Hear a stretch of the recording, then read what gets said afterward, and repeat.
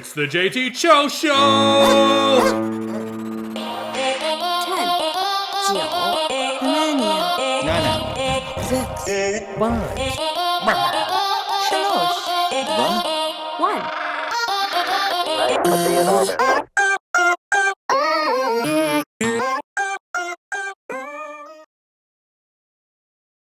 Welcome back, everybody, to another edition of the JT Show. I'm your host, JT, and today is January 26th. Oh my God, it's not even January. It's April 26th. I was like, don't forget it's the 26th. It just changed over from midnight to currently what it is right now. My head's in a scramble. Here's the reason. I originally made this podcast to give you. Anyways, I originally brought you this podcast because sort of like there we go. I've got bad lighting. I don't feel like getting up and fixing it. I wanted you guys to know how my process has been being an amateur stand-up comedian. Now, only the second time this year doing stand-up comedy. I drove down to Dayton, Ohio, 3.5-hour drive for me, cruised some back roads, didn't really build a set. I had all weekend. I was very busy this weekend. Let's get into a Demon Slayer movie. We'll talk about that after. Saturday was a chill day for me because Sunday I had to drive close to 7 hours just to do 5 minutes of stand up. And that's how committed I am. Okay. Again, trying to watch the language on here. It doesn't always happen, but hey, it's America. You can say what you want. Flexing behind me real hard is my new TaylorMade bag in the background. It's, I keep turning the wrong way. If you're watching, with my new TaylorMade clubs, hard flex. Haven't golfed with them yet. I'm pretty excited about that. But back to our original topic, stand-up comedy, second night. Let me tell you my thought process today. Let me tell you about my day today. I started driving. I wanted to wake up early and maybe mow the grass, and then I saw somebody mowing their lawn in a winter hat. And I was like, that's not me. I don't care if it's nice and sunny and dry in 46. It's cold. He's wearing a winter hat. I don't want to be outside. I'll mow the grass when the grass is tall, and it's a lot harder to mow, but at least I'm not mowing with a motherfucking there goes the language, with a motherfucking snow cap on. Now, today is episode 74 of the JT Show, which is the last episode of season 3, if seasons even matter, and we made up the rules, and it's not even a real thing, and that's a really bad ripoff of Whose Line Is It Anyways. But let me tell you about my day. Let's buckle up. Why don't you crack a cold one open? I'm talking really fast because I'm really excited, and let's just jump right into it. So I was going to wake up early today. I ended up sleeping in because I knew I had a long drive. Woke up around 11. Made myself a nice breakfast, little everything bagel with jalapeno cream cheese, smashed avocado mixed with some garlic salt, 2 eggs with some cheese, made it into a sandwich. But I eat it with halves. It's easier. It doesn't let everything go over. But very nutritious breakfast, very good. Had a coffee with it. As you see, I'm wearing official merch from Star Damage. If you haven't checked out Star Damage, find their link in this YouTube video. If you can't find the YouTube video, go to my Twitter, jtjville.com. That's how you're going to find everything. I knew I wanted to wear this tonight to really represent my homie Holcomb, so I had to not iron this shirt. I don't have an iron. Put a wet wash rag in the dryer, put it on air fluff, and then get the wrinkles right out of this. Now, I got the look, the outfit. Okay, I got that planned. I wouldn't say I have stage shoes yet because Tom Segura the other day when I was taking notes said once you have stage shoes, it's kind of getting official. I have shoes that I wear on stage, but but I wear them other places. So, I'm driving through BFE, Ohio. I avoided the turnpike. I drove through a lot of little itty bitty cities. And along the way, that kind of gave me inspiration for a joke, which I really liked. So as I was driving, I wasn't really building a set list. I was really focusing on the roads because there's a lot of 55s. It was 55 the whole way. I didn't until I got to the highway. I only drove on the highway for about an hour, but Ohio cops versus Michigan, U of M plates, all that stuff. Ohio is a state where they can say, hey, I think you're going 75 miles an hour and write you a ticket for it. So I didn't want to get a ticket. So I drove 74 on the highway. So I got to Dayton about maybe an hour and 45 minutes to 2 hours before I was supposed to check in at 6:45. Dayton, wow, a lot bigger than I ever remember. I was right in the downtown part, Wiley's Comedy Club, which is the oldest comedy club in Ohio. It was I've done some shows in Ann Arbor, but this is a really nice place in Ohio for stand-up comedy. A lot of big names have been there. I was looking in the hallways of different people that have been there. Their stage was set up nicely, and they had two TV cameras, and I was like, oh my god, what's happening? And there's a guy there who wants to showcase people who are on open mic nights and stuff like that. But he shot my video this week instead of me. So, anywho, so I'm in Ohio. There's about 2 hours before the show, maybe an hour and 40. Find my parking spot, figure out how to park, $5 for parking. I'm pretty sure I could have parked for free somewhere, but it was $5 for 8 hours. So who cares? And then I ended up walking around, and there's like a little festival going on, and people are drinking. And I have a 3.5 hour drive. So not like, oh, I don't want to, drink irresponsibly. Of course, I never want to do that. But I don't even want to drink because, beer runs right through me, and I got a 3.5 hour drive home, and I hate stopping. The good news is I was already like, if I had to stop, there's so many, BFE farm towns that you can literally not see a car for 10 miles and just pull over on the side of the road, take a piss real quick, and then jump right back in your car. So I ended up walking across the street from this little festival area, and I found an Irish pub, tons of traditional corned beef, sauerkraut, all this other stuff. It was an Irish pub right downtown Dayton. Let me get the name of it real quick. But they had traditional Irish. They had traditional Irish food, which I mean, there's some people that go to Irish pubs and they're like, oh, I want fish and chips, and this one had like, a lot of their soups and shepherd's pie that they make, and huge bar selection too. Man, I don't see it. It might be Flanagan's, maybe. But again, I've never been to, here, let me look it up. Anyway, so I go in there and order like a fish sandwich with it's got like a spicy pickle spread for it. It's really good. And then the lady offers me a lager. She never brings it to me. Very busy. They had a huge outside section, but they have screens in between their bar. So I just sat at the bar, and that's when I started building my set. Now, when I started building my set, I started doing that thing where I'm like, I don't know if this is good material. I understand these are open mic nights and you've got a bomb, but you know, it was hard for me to write good transitions today, and that's the weakest field that I had. It was called the Dublin Pub, by the way. So my transitions were a little bit harder to create because I've really re-scouted how to do these five. And if you take this advice and your career takes off and mine doesn't, I'm glad I could help. If this advice doesn't help anybody, then cool. It's just what I do, and that's what I'll keep doing. But I go back and I look at how well people do on like Conan O'Brien, and I'll mention this in the past, but I really take notice in how people really crisp their 5 minutes up. So I'm not trying to squeeze in a bunch of jokes. I'm trying to tell you a conversation. I'm trying to hold your hand and bring you along for the ride and take you through this joke that I wrote. And my jokes were good. I did one old joke because it killed in Battle Creek. So I had to see it did fairly well. I didn't really hear as much laughter as Battle Creek, but people still liked it. So I started off with a new joke I just wrote on the way down. I went secondary to a second joke that I wrote, and people liked it. My greatest attributes this second time had to, what I think right now. I haven't watched the tape.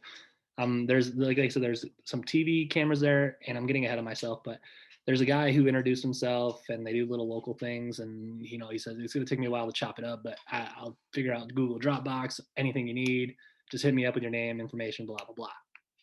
So I'll have that next week, and the cool thing is I'll have two cameras to pick from, so he'll make it look nicer, so I can really reevaluate myself. But to me, when I was on stage, I went fourth. My pacing was great, and I'm brand new. I'm brand spanking new to this. Okay, the percentage of people that get famous are less than none. Okay, it's like probably less than 200 famous people in the world who are stand-up comedians. Probably 500 like total after that. Like I hear that all the time in Joe Rogan. Like they do the numbers, but you really think about it and like who's huge, who's got more than 3 specials. But it's all about trying at the end of the day, and I'm giving my heart. I love this. This is definitely my passion. I like coaching basketball. I like coaching football. And if I fail, then yeah, I'll still have passions in my life. But right now, currently, stand-up comedy. Numero uno. Let's backtrack a little bit. So I build my 5 minutes and I bring this little kitchen timer with me, being brand new. You don't always want to do it, but my pacing was off, so I wanted to see if it would help. So I do take a notebook and I take bullet points just in case I just get up there and the lights were just as bright. But I always bring a little notebook on stage, and there's a new process that I'll share that I'm gonna start doing is I'm gonna build my sets in a notebook for these open mic nights. So rewrite them. I do everything on my phone or my computer. Then I take those notes, and then I save what I want to use to my phone, and then I build my set list, and then I write it out. Usually, I want to write those out on a bigger notebook now. Rewatch it with like a pink highlighter, highlight what killed, highlight what didn't kill, take notes on that, go to the next one. A lot of process, a lot of doing this on my off time. But again, I work a full time job I hate just so I can have a side passion that I love. And I loved it. But when I got in there, right, there's like 12 comedians and it looks like a real club. It's got a real stage. I'm at some place that really does comedy. I'm at Wiley's. It's got a back section for the comics, and there's a ton of people. And I got introduced to a lot of nice people I know. By the way, I did have to leave early. I do have to work today, like in a few hours, today. So I'm sorry to the comics that I missed. I stayed for about half the show, but again, I drove 3.5 hours to do 5 minutes. Sorry that I couldn't stay for the full hour.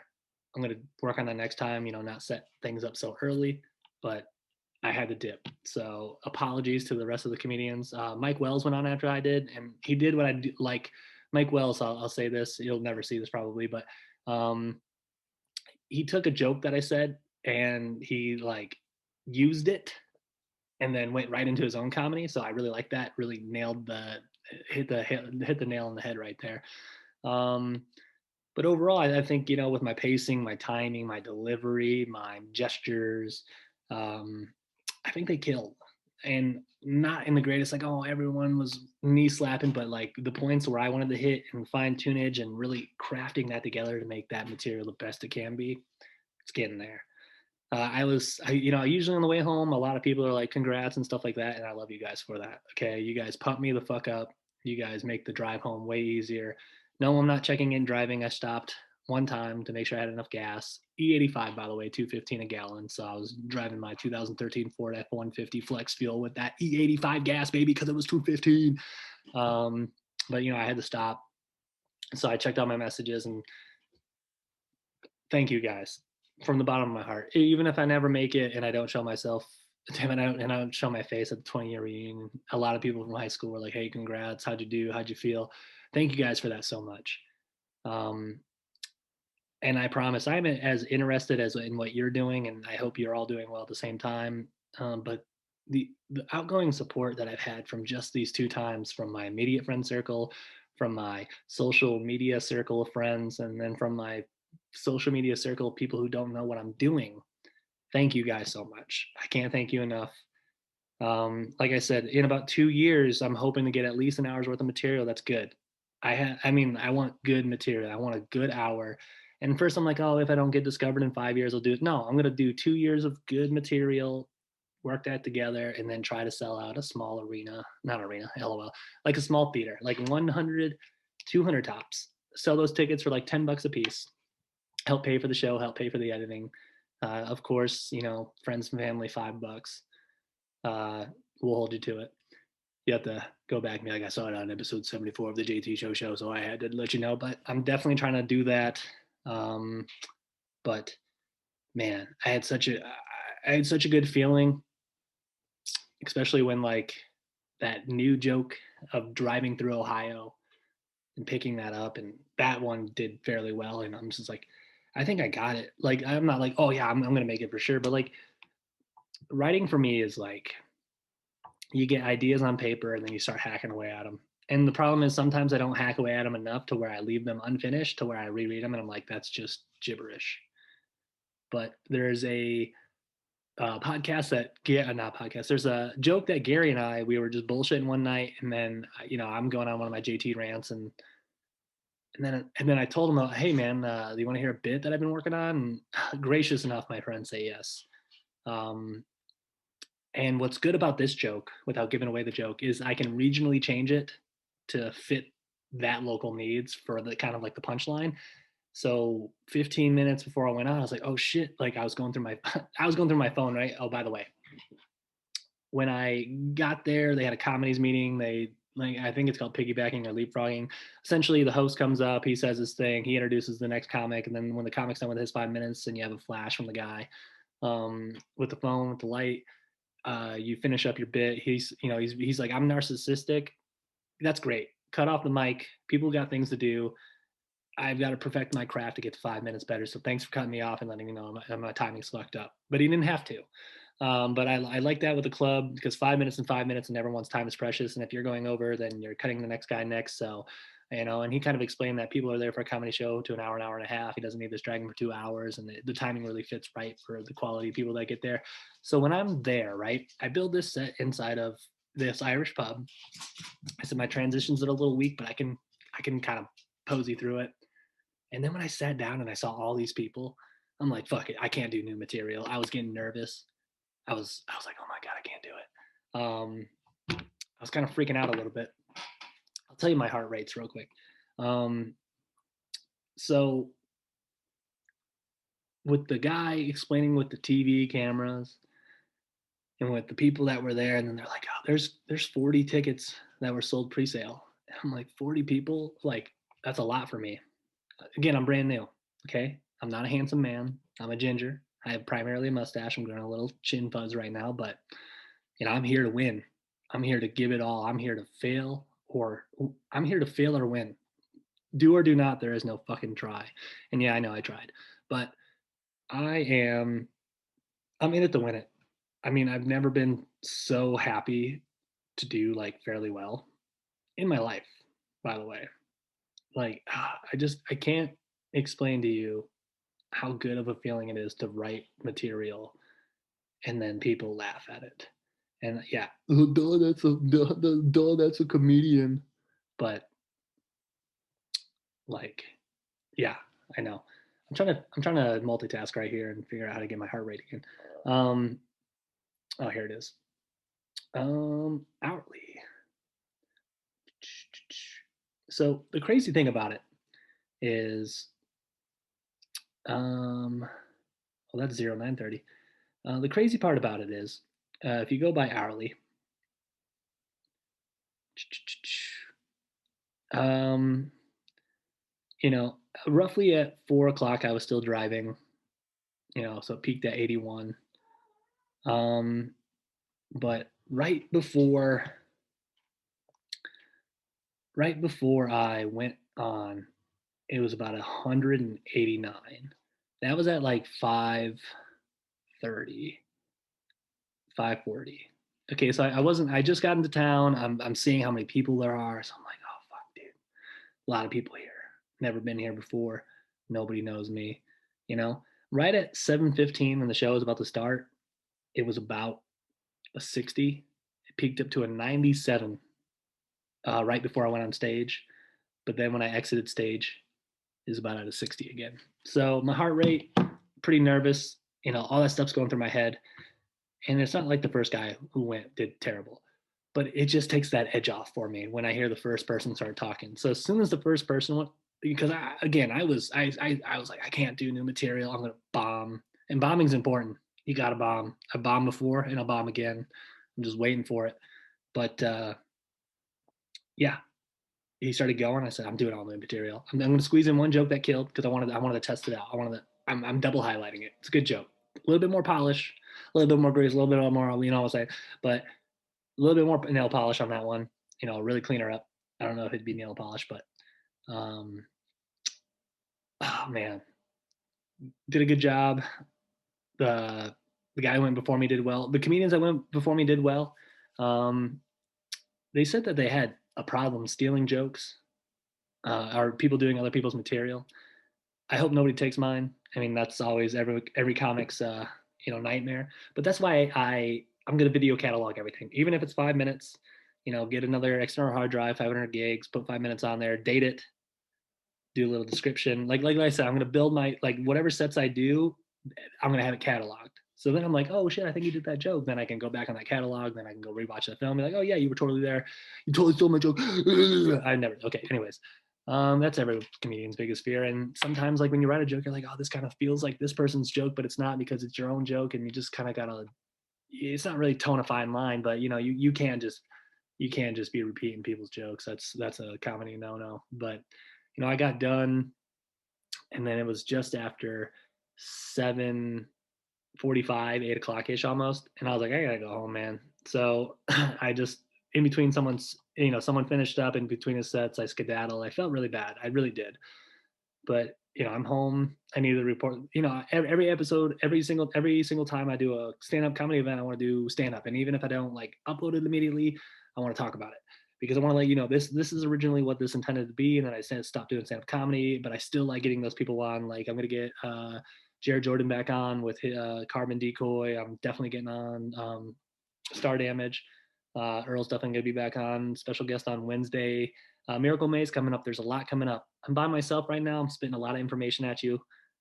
Like I said, I'm wired, man. I had such a fun time. I rode that, and then I took the country roads back. I did 10 more minutes, way less mileage. You got to go 55, but who cares, man? Like you're just cruising down some roads, man, doing 55.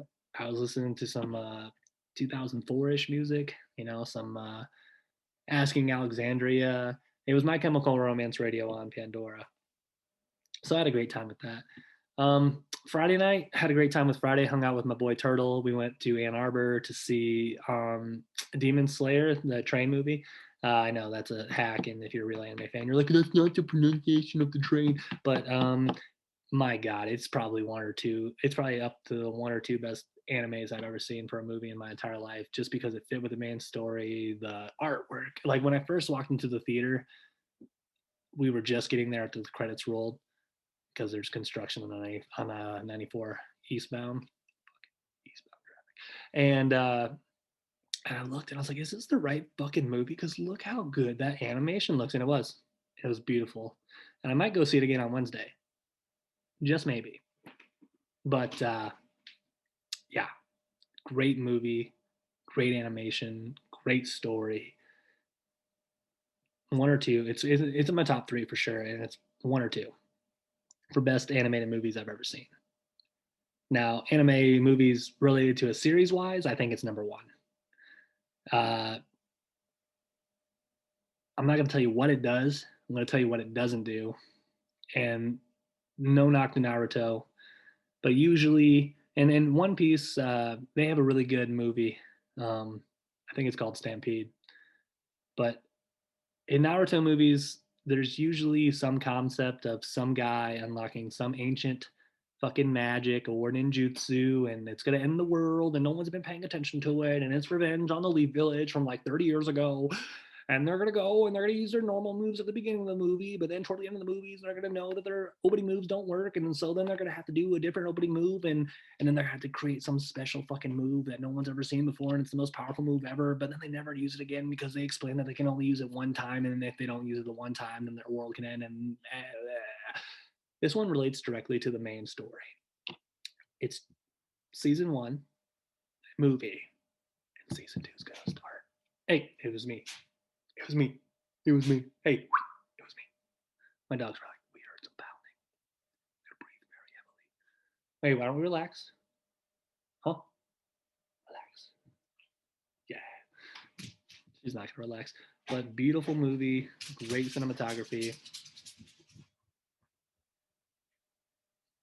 They're looking outside right now, just making sure that they don't bark. But 5 out of 5. Tuesday I just streamed. Been playing a lot of MLB The Show, having a lot of fun with that. Great game, great sports game on Xbox Game Pass. Microsoft really came through. Of all the dumb, shitty things that you guys have done in the past, this is not one of them. So having a really good time playing MLB The Show. Other than that, I'm gonna get back to you guys on Wednesday. So episode 75 is gonna be on Wednesday. Thursday should be the draft show. So check me out on Twitch. Go to twitch.tv/GTOJville for the live draft show. You won't be able to watch the draft, so you'll have to watch it on your own TV, but we'll be talking about the first round of the draft picks. So yeah, that's really all I got for you guys.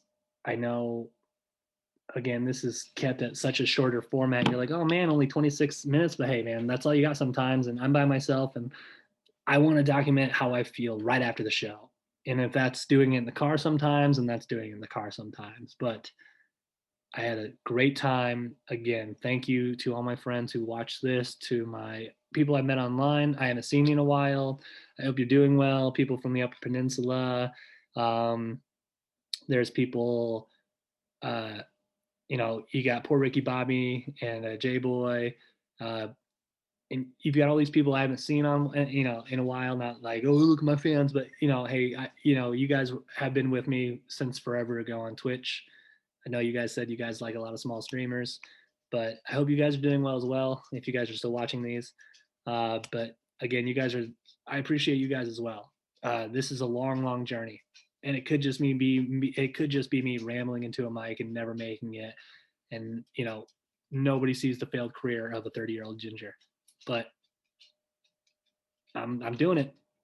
Okay, so hopefully I can look back at this one day and be like, hey man, there's me, you know. But real quick snippet. I've been running a lot, a lot, loving it, loving the runner's high, helping me type a book. So that's also so creatively. I'm trying to write a book. I gotta finish my basement, gotta finish the studio, do stand up, and stream along with a full time job, 2 dogs and a cat. I know I don't have kids. Got a yard, got a lawnmower, got to mow my lawn. But here I am telling you how much fun I had doing stand up comedy because I love you guys. And thank you for everything again. Again, even if I don't make it, thank you for right now. Okay? From the bottom of my heart. So, you guys have a blessed rest of your week. I'm going to upload this shit like right now. It's going to be available like as soon as it is.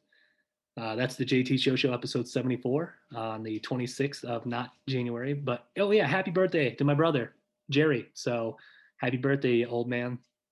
I totally forgot to buy him a gift. So anyways, happy birthday, Jerry. Uh, y'all have a blessed rest of your Monday. Have a great week. Leave some comments. Let me know how you liked it. Let me know let me know what you want to hear about, Let me know. Okay. Signing out, Captain's Log.